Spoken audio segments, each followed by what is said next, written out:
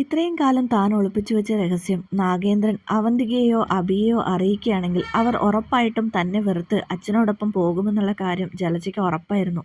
അതുകൊണ്ട് തന്നെ കുറച്ച് ദിവസങ്ങളായി ജലജയ്ക്ക് ഒരു സമാധാനവുമില്ല.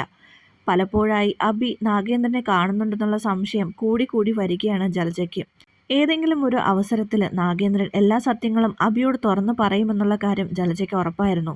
ആ ഒരു ഘട്ടത്തിൽ തന്നെ എല്ലാത്തിനും കൂടെ നിന്ന് സഹായിച്ച അജയനെ തന്നെ സമീപിക്കാൻ നമ്മുടെ ജലജ തീരുമാനിക്കുകയാണ്. രാത്രി എല്ലാവരും ഉറങ്ങിക്കഴിഞ്ഞതിന് ശേഷം അജയനോട് പോയി സംസാരിക്കാൻ തന്നെ ജലജ തീരുമാനിക്കുന്നു. അതിന് മുന്നോടിയായി അജയൻ്റെ ഫോണിലേക്ക് ഒരു ടെക്സ്റ്റ് മെസ്സേജ് അയക്കുകയാണ്. അജയേട്ടാ, എനിക്കൊന്ന് സംസാരിക്കണം.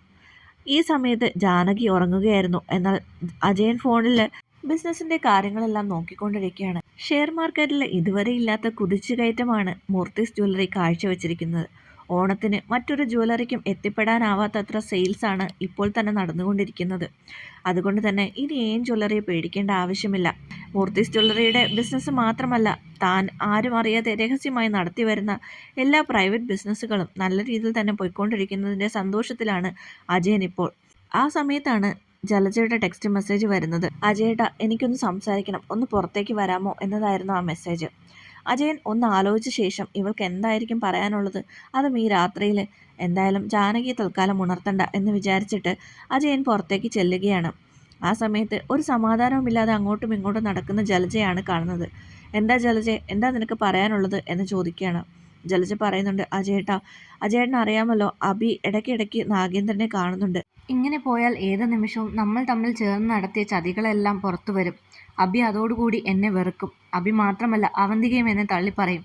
എൻ്റെ 2 മക്കളെയും എനിക്ക് നഷ്ടപ്പെടും. അങ്ങനെയൊക്കെ പറയുമ്പോൾ അജയൻ പറയുന്നുണ്ട്, ഇതൊക്കെ നീ ആദ്യമേ ആലോചിക്കണമായിരുന്നു. സ്വന്തം ഭർത്താവിനെ ചതിക്കുന്ന സമയത്ത് ഇതൊന്നും ആലോചിച്ചില്ലേ എന്ന് ചോദിക്കുമ്പോൾ അജയേട്ടൻ എന്താ ഇപ്പം ഇങ്ങനെ പറയുന്നത്? എല്ലാത്തിനും എൻ്റെ കൂടെ ഉണ്ടായിരുന്ന അജയേട്ടനല്ലേ? അതുകൊണ്ട് അജയേട്ടനുണ്ടായ നേട്ടം ചെറുതൊന്നുമല്ലല്ലോ. ഞാൻ പഴയതൊന്നും ഓർമ്മിപ്പിക്കേണ്ട കാര്യമില്ലല്ലോ എന്ന് ചോദിക്കുമ്പോൾ അജയൻ പറയുന്നുണ്ട്, അതൊക്കെ പണ്ട് നടന്നതല്ലേ.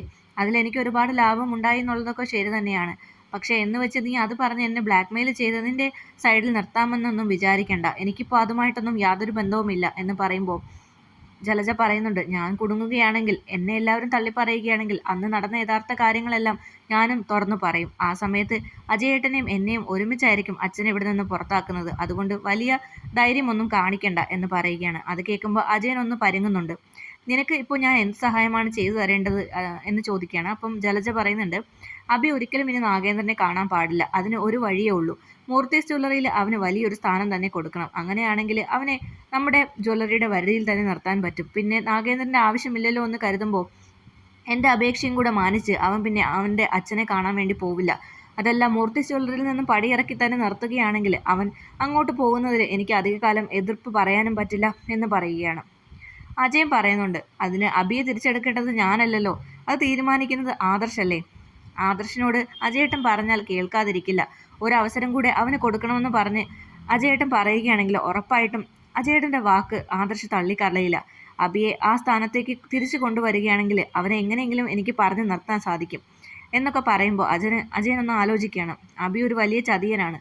അവൻ്റെ അമ്മയുടെയും അച്ഛൻ്റെയും കുടിലതകളെല്ലാം അവന് നന്നായി കിട്ടിയിട്ടുണ്ട്. അവനെ വീണ്ടും ജ്വല്ലറിയിലേക്ക് കൊണ്ടുവന്നു കഴിഞ്ഞാൽ മുമ്പത്തെക്കാളും വലിയ പ്രശ്നങ്ങളായിരിക്കും അവൻ ഉണ്ടാക്കാൻ പോകുന്നത്. അത് പിന്നെ അതിൻ്റെ പഴി ഞാനും കൂടെ കേൾക്കേണ്ടി വരും. പക്ഷേ ഇവളെ സഹായിക്കാതിരുന്നാൽ പഴയ കാര്യങ്ങളെല്ലാം ഇവൾ വെളിച്ചത്ത് കൊണ്ടുവരും എന്നുള്ളത് ഉറപ്പാണ്.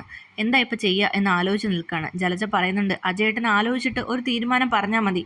ഞാൻ ഒരു ദിവസം വെയിറ്റ് ചെയ്യാം എന്ന് പറയുകയാണ്. ഒരു ദിവസം കഴിഞ്ഞാൽ നീ എന്താ ചെയ്യാൻ പോകുന്നതെന്ന് അജയൻ ചോദിക്കുന്നു. എനിക്ക് മറ്റൊരു വഴിയുമില്ലല്ലോ. എന്തെങ്കിലും പറഞ്ഞ് അഭിയെ എൻ്റെ കൂടെ തന്നെ നടത്തണം. അതിന് ഞാൻ ചിലപ്പോൾ പല കാര്യങ്ങളും വെട്ടിത്തുറന്ന് അവനോട് പറഞ്ഞെന്നിരിക്കും എന്ന് പറയുകയാണ്. ഇത് കേട്ട് അജയൻ നന്നായി പരുങ്ങുന്നുണ്ട്. ഒരു വലിയ രഹസ്യം തന്നെ രണ്ടുപേരുടെയും ഇടയിലുണ്ട്. അഭി അറിയാൻ പാടില്ലാത്ത എന്തോ ഒരു വലിയ കാര്യമാണ് അതെന്ന് നമുക്കിതിൽ നിന്ന് മനസ്സിലാക്കാം. എന്തായാലും അജയൻ പറയുന്നുണ്ട്, നീ എന്തായാലും വിഷമിക്കേണ്ട, ഞാൻ ഈ പ്രശ്നത്തിന് ഒരു പരിഹാരം കണ്ടുകൊള്ളാം. എന്തായാലും എനിക്ക് നാഗേന്ദ്രനെ ഉടനെ തന്നെ കാണേണ്ടി വരും. അവനും ഞാനുമായിട്ടുള്ള കൂടിക്കാഴ്ചയുടെ കളം ഒരുങ്ങിക്കൊണ്ടിരിക്കുകയാണ് എന്ന് പറയുന്നു. ജലജ പറയുന്നുണ്ട്, അങ്ങനെയാണെങ്കിൽ അജയേട്ടൻ അയാളോട് പറയണം, ദയവ് ചെയ്ത് എന്നെ ദ്രോഹിക്കരുത്, കഴിഞ്ഞതിനെല്ലാം ഞാൻ മാപ്പ് പറഞ്ഞു എന്ന് പറയണം. അപ്പോൾ അജയൻ പറയുന്നുണ്ട്, നാഗേന്ദ്രനെ കാണാൻ പോയ അഭിയെ പിടിച്ചു വലിച്ചുകൊണ്ടല്ലേ നീ തിരിച്ചു കൊണ്ടുവന്നത്? ഇതൊക്കെ അയാളുടെ പക കൂട്ടാനല്ലേ കാരണമാവുകയുള്ളൂ എന്ന് ചോദിക്കുകയാണ്. ജലജ പറയുന്നുണ്ട്, അത് പിന്നെ പെട്ടെന്ന് ഇത് കണ്ടപ്പോഴുള്ള ദേഷ്യത്തിൽ ഞാൻ അങ്ങനെ പ്രതികരിച്ച് പോയതാണ്. പക്ഷെ അത് വേണ്ടായിരുന്നു എന്ന് എനിക്ക് പിന്നീട് തോന്നി. അയാൾക്ക് എന്നോട് പക കൂടിയാൽ ഉറപ്പായിട്ടും അബിയോട് എല്ലാ കാര്യങ്ങളും തുറന്നു പറയും. അവനത് ഒരിക്കലും താങ്ങാൻ കഴിയില്ല. പിന്നീട് ഒരിക്കലും അവന് എന്നെ അമ്മയായിട്ട് സ്നേഹിക്കാനും പറ്റില്ല എന്ന് പറയുകയാണ്. ഈ സമയത്ത് നാഗേന്ദ്രൻ മാന്യമായ രീതിയിൽ തന്നെ ചതിച്ചവരോടും വഞ്ചിച്ചവരോടുമുള്ള പ്രതികാരം തീർക്കാൻ തുനിഞ്ഞിറങ്ങുകയാണ് കേട്ടോ. നാഗേന്ദ്രൻ ആദർശിനെ വിളിച്ചിട്ട് എനിക്ക് നിന്നോട് കുറേ കാര്യങ്ങൾ സംസാരിക്കാനുണ്ട്, വളരെ അത്യാവശ്യമാണ്, പക്ഷെ മറ്റാരും അറിയരുത്, ഒരു പബ്ലിക് പ്ലേസിൽ വെച്ച് തന്നെ നമുക്ക് സംസാരിക്കാം എന്ന് പറയുകയാണ്. ആദർശ് പറയുന്നുണ്ട്, എനിക്കും നിങ്ങളെ കാണണമെന്ന് ഞാൻ വിചാരിച്ചിരിക്കുകയായിരുന്നു, എന്തായാലും നിങ്ങൾ ഇങ്ങോട്ട് വിളിച്ചത് നന്നായി എന്ന് പറയുകയാണ്. അങ്ങനെ രണ്ടുപേരുടെയും കൂടിക്കാഴ്ച നടക്കുകയാണ്. ഈ സമയത്തിനുള്ളിൽ തന്നെ ജലജയോട് അജയൻ സഹായിക്കാമെന്ന് ഏറ്റിട്ടുണ്ടായിരുന്നല്ലോ.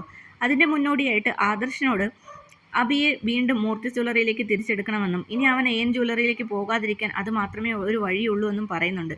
മാത്രമല്ല മൂർത്തി ജ്വല്ലറിയുടെ മോഡലാക്കുന്നത് നവ്യയായിരിക്കണം, അങ്ങനെയാകുമ്പോൾ അവളും ഇനി അങ്ങോട്ടേക്ക് പോകില്ല എന്ന് പറയുന്നുണ്ട്. ആദർശ് ഇതെല്ലാം മനസ്സിൽ കൊണ്ട് നടക്കുന്നുണ്ട്. നാഗേന്ദ്രനെ കാണാൻ പോകുന്ന സമയത്തും ഇതൊക്കെ ആദർശിൻ്റെ മനസ്സിലുണ്ട്. അജയൻ ചെറിയച്ഛനും നാഗേന്ദ്രനും തമ്മിൽ എന്തോ വലിയ പ്രശ്നമുണ്ട്. ആർക്കും അറിയാത്ത ആ ഒരു രഹസ്യം താൻ കണ്ടുപിടിക്കുക തന്നെ ചെയ്യും. അതിൻ്റെ ഒരു മുന്നോടിയാണ് ഈ കൂടിക്കാഴ്ച എന്ന് ആദർശ് മനസ്സിൽ ഉറപ്പിക്കുകയാണ്. ആ സമയത്താണ് നാഗേന്ദ്രൻ്റെ കാർ അങ്ങോട്ടേക്ക് വരുന്നത്. കൂടെ ഡേവിഡുമുണ്ട്. നാഗേന്ദ്രൻ അടുത്തേക്ക് വരുന്ന സമയത്ത് ആദർശ് ശ്രദ്ധിക്കുമ്പോൾ ഡേവിഡിൻ്റെ കയ്യിൽ ഒരുപാട് ഫയലുകളുണ്ട്. എന്താ കാണണമെന്ന് പറഞ്ഞത് എന്ന് ആദർശ് ചോദിക്കുമ്പോൾ നാഗേന്ദ്രൻ പറയുന്നുണ്ട്, എന്താ നീ എന്നെ കാണണമെന്ന് ആഗ്രഹിച്ചിരുന്നില്ലേ, എന്നോട് ഒരുപാട് ചോദ്യങ്ങൾ ചോദിക്കാനുണ്ടാവുമല്ലോ നിനക്ക് എന്ന് ചോദിക്കുമ്പോൾ എനിക്ക് നിങ്ങളോട് ഒരേ ഒരു കാര്യമേ ചോദിക്കാനുള്ളൂ, എന്താണ് യഥാർത്ഥത്തിൽ അന്ന് സംഭവിച്ചത്? വീട്ടിൽ നിന്നും നിങ്ങളെ പുറത്താക്കണമെങ്കിൽ അതിന് തക്കതായ എന്തോ ഒരു കാരണമുണ്ടെന്ന് എനിക്കറിയാം, അതൊരിക്കലും ജ്വല്ലറിയിൽ തിരിമറിയല്ല, പിന്നെ എന്താണത്? അതാണ് എനിക്ക് അറിയേണ്ടത് എന്ന് പറയുന്നു. ആ സമയത്ത് ഡേവിഡിനെ നാഗേന്ദ്രൻ നോക്കുന്നു. ഡേവിഡ് കയ്യിലുള്ള ഫയലുകൾ നാഗേന്ദ്രൻ ഏൽപ്പിക്കുന്നുണ്ട്.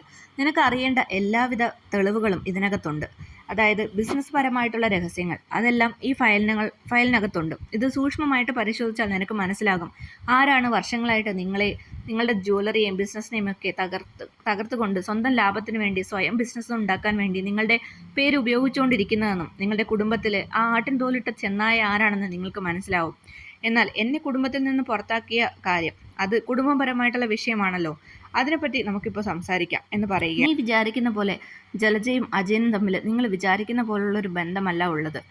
യഥാർത്ഥത്തിൽ നിങ്ങൾ ആരും മനസ്സിലാക്കാത്തത് ജലജയല്ല, മറിച്ച് അജയനെയാണ്. ജലജ എന്താവശ്യപ്പെട്ടാലും അജയൻ അതിൻ്റെ കൂടെ നിൽക്കും. അത് നീ എപ്പോഴെങ്കിലും ശ്രദ്ധിച്ചിട്ടുണ്ടോ എന്ന് ചോദിക്കുകയാണ്. നിങ്ങൾ എന്തൊക്കെയാണ് ഈ പറഞ്ഞു വരുന്നത്, എനിക്കൊന്നും മനസ്സിലാവുന്നില്ല എന്ന് ആദർശ് പറയുമ്പോൾ നാഗേന്ദ്രൻ തുടർന്ന് പറയുന്നു, നിങ്ങളെല്ലാവരും കരുതുന്ന പോലെ അബി എൻ്റെ മകനല്ല, എൻ്റെ സ്വന്തം ചോരയിൽ പിറന്ന മകനല്ല അവൻ എന്ന് പറയുമ്പോൾ നിങ്ങൾ ഈ പറയുന്നതൊന്നും വിശ്വസിക്കാൻ എനിക്ക് പറ്റുന്നില്ല എന്ന് ആദർശ് പറയുകയാണ്. നീ വേണമെങ്കിൽ DNA ടെസ്റ്റ് വരെ നടത്തി നോക്കിക്കോളൂ, എല്ലാത്തിനും ഞാൻ റെഡിയാണ്. പക്ഷേ അബി എൻ്റെ മകനല്ല, അവന്തിക മാത്രമാണ് എനിക്ക് ജലജയിൽ ജനിച്ച കുട്ടി. അബി മറ്റാരുടെയോ കുട്ടിയാണ് എന്ന് പറയുകയാണ്. മറ്റാരുടെയോ കുട്ടിയോ? നിങ്ങൾ എന്തൊക്കെയാണ് ഈ പറയുന്നത്? നിങ്ങളുടെ വിവാഹശേഷമാണല്ലോ അബി ജനിച്ചത് എന്ന് പറയുമ്പോൾ അത് ശരിയാണ്, പക്ഷേ വിവാഹ സമയത്ത് അവൾ ഗർഭിണിയായിരുന്നു. ആ കുഞ്ഞിൻ്റെ അച്ഛൻ അജയൻ്റെ വളരെ വേണ്ടപ്പെട്ട ഒരാളാണ്, അയാളുടെ സുഹൃത്തെന്ന് തന്നെ പറയാം. സത്യത്തിൽ ജലജയ്ക്ക് വേണ്ടി ഒരുക്കിയ ഒരു കെണിയായിരുന്നു ആ ഒരു പ്രേമബന്ധം. പക്ഷേ അജയൻ വിചാരിച്ചതിനും അപ്പുറം അത് കടന്നു പോവുകയും പിന്നീട് അച്ഛൻ ഇടപെട്ട് അതെല്ലാം ശരിയാക്കിയെടുത്ത് എൻ്റെ തലയിൽ അവളെ വെച്ച് കെട്ടുകയും ചെയ്യുകയാണ് ചെയ്തത്. പക്ഷേ ജലജയോടുള്ള ഇഷ്ടം കാരണം ഞാൻ അബിയുടെ പിതൃത്വം ഏറ്റെടുക്കുകയായിരുന്നു. അബിയെ ഞാൻ ഒരിക്കലും വേർതിരിച്ച് കണ്ടിട്ടില്ല. അവന്തികയും അബിയും എൻ്റെ സ്വന്തം മക്കൾ തന്നെയാണ്. അതിനിയും ഞാൻ അങ്ങനെ തന്നെയാണ് പറയാൻ പോകുന്നത്.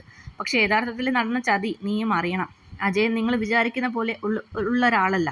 സ്വത്തുക്കൾ വീണ്ടും ഒരു ഭാഗം കൂടെ പോകുന്നു എന്ന് മനസ്സിലാക്കിയപ്പോൾ പുതിയൊരു പെൺകുട്ടിയെ കൂടി ദത്തെടുത്താൽ അത്രയും സ്വത്തുക്കൾ കൂടി തങ്ങൾക്ക് കിട്ടാതെയാകുമെന്ന് മനസ്സിലാക്കിയ ജാനകിയും അജയനുമാണ് ആ ഒരു പ്രേമബന്ധത്തിൽ അവളെ പെടുത്തിയത്. അതിനുശേഷം അവളെ ചതിച്ച് വഞ്ചിച്ച് കടന്നു കളയാമെന്നും പിന്നെ പേരുദോഷം കേൾപ്പിച്ച മകളെ ഒരിക്കലും അച്ഛൻ ആ കുടുംബത്തിൽ നിലനിർത്തില്ല എന്നും അജയൻ ആശിച്ചു. പക്ഷെ അങ്ങനെയല്ല സംഭവിച്ചത്. അച്ഛൻ ഒരിക്കലും ജലജയെ തള്ളി പറഞ്ഞില്ല. അവളുടെ ജീവിതം രക്ഷപ്പെടുത്തി എടുക്കുകയാണ് ചെയ്തത്. ഇതെല്ലാം കേട്ട് പകച്ചു നിൽക്കുകയാണ് ആദർശ്.